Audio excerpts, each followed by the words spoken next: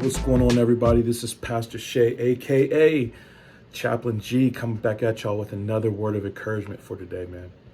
So today I want to talk to y'all about modeling servant leadership. I got this story for y'all about Jesus, right? And the scene is it was almost the day before his death. Pretty much, I want to say it was the day before his death, or really close.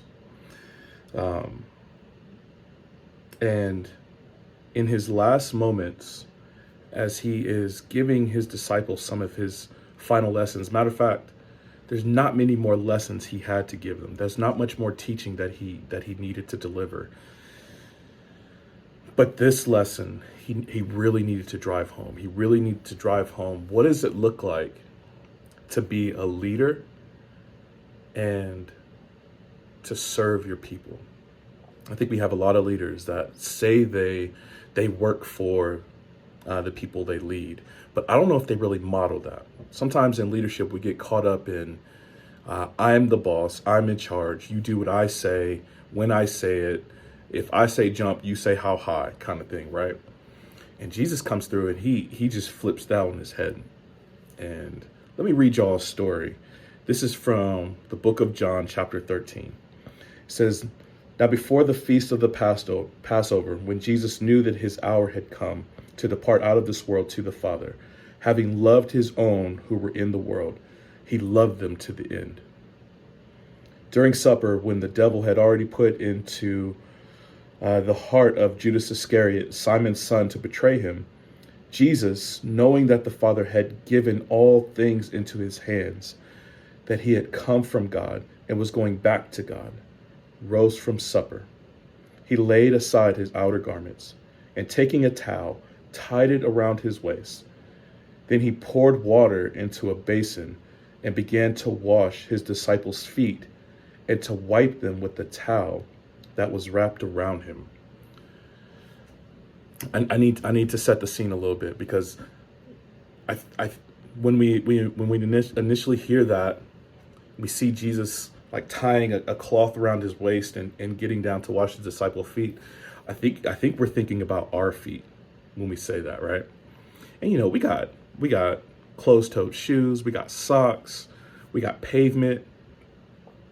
We don't live in an agricultural society for the most part. There's some folks that probably do live out on farms and stuff like that, but not like the ancient Near East. This was in early AD, and that's the scene. We're talking about ancient Jerusalem, not paved roads, not super paved roads like we would have them today. I don't know what their bathroom situation was, especially for their animals, but again, you live in an agricultural society. Some stuff is going to be laying around. I don't know if they had like pedicurists that were making toes look right.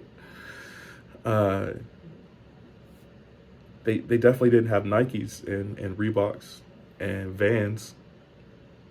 So we're talking about, this was a dirty job. This was a nasty job. This was a job that very easily a leader could have said, you know what? I need to prove a point. Hey, you, Peter, I need you to come over here and wash the disciples' feet. And I need to teach you about servant leadership.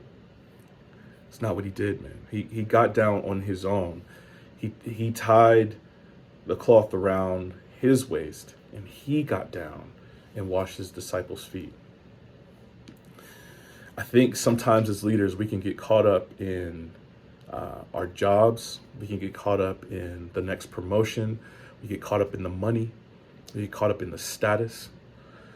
We get caught up in the power of being able to tell people what to do. And the perfect example that we have of someone being the true essence of a leader is right here in this story. A person that is willing to truly say, those who I lead, I actually am working for them. I am actually working for them.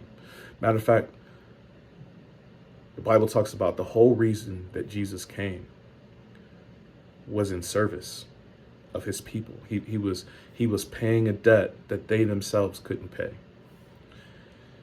And did you notice how it said that he had already been given all things? There was nothing left to prove that he was the king over everything in all creation. There was his career was set. He wasn't worried about his retirement plan, his 401k. He wasn't worried about death benefits.